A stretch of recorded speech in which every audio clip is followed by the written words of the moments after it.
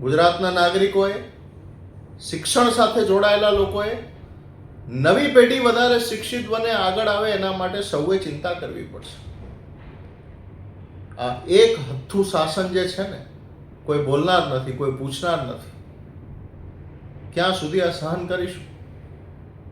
વિશ્વના દેશો ક્યાંના ક્યાં પહોંચી ગયા, આપણે ફક્ત ઢોલ વગાડીએ છીએ. વાસ્તવિકતા કંઈક અલગ છે.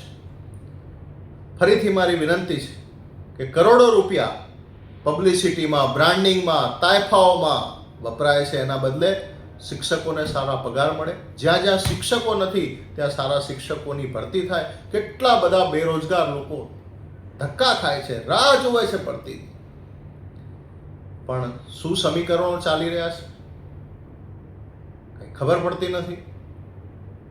કોઈક તો સમજાવે, કોઈક તો આ બાબતે બોલે, અને કંઈ ના કર્યું તો જે બોલે છે એમને સપોર્ટ કરે.